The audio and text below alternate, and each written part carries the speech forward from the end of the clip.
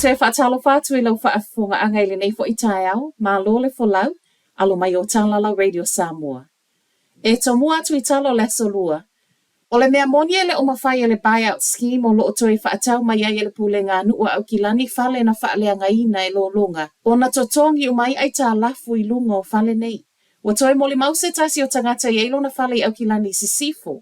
E tu sa lava pe whaatau e le pule ngā nua lo na whale leo wa le mawhai o na toi nofo ai. E umane lava e totoe la I tā lafu e se la wafe tā la. Tali ale sui al pule ngā nuu. E le mawhai al pule ngā nuu o na tali uma whaafita uli matotongi uma ai tā lafu whaapea mo kesi lunga o whale o whaalea ngaina I au kilani. Ma e report le One News e na o le iwa 5% o le tau o le whale lea o lo o I ai le maua lunga o le tupe totongi mai le pule ngā nuu mo whale o lo ini siwa.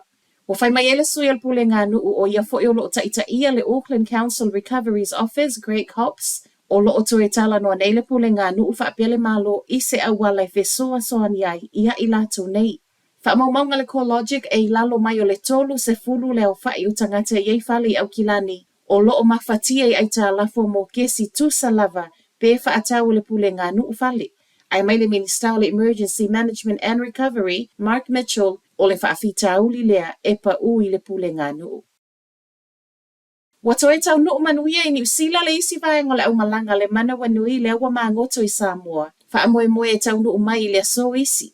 Fitus fulma le lima I la tau sai lunga le vaa le Navy New Zealand le mana wanui, ma o le fitus fulma le lua le ana toi ta liu mai ana nafi, ma api ai le nofuanga au tua le ami whenua pai ana po wha amoe moe e wha ato a oi tua I a inga I le awa uli o le so. O le isi to atolo o le a wha ato a o mai le so I tusa ma wha amao ninga mai le ami.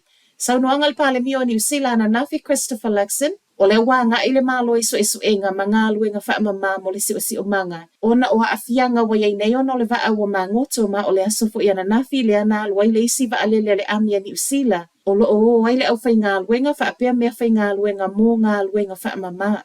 I tūlanga tau tupe o sau no le Minister o tupe Nicola Willis, e le o yei se inisiu ai lungo le vaa se lau miliona wa mangoto. Ma o lo va ai nei po le ale isi si tepu. O le ulwai taimi le nei wa luai se isi va ale amia New Zealand va pea te alu mai taimi o le tau alona lua ale lalulangi. I reporti o COVID, pa ule whai numero cases va amaoni o COVID reportia I le vaiaso ta aluai. Reporti o COVID na sawitu ana nafi o lo ta wai. E tasi le afe se lau fitus fulma le fa cases reporti o COVID e o mai I le aso sa le aso ono o ke topa. Ai to alima isi tangata mali liu wha au popo fe soota I male virusi. A wha atu sai le afe tolu se lau tolu sfulma le iwa, na iai le vaiaso I luma atu o le olo o sau I lalo ma o ni wha maunga o sau ai, a o le to e maua fu ai test o le rabbit antigen po rats, a o le o wha atau. E fitu sfulma le lima afe ta alale fe soa ni tupe le pule ngā nua au kilani mo le Polyfest o le lua afe lua lima.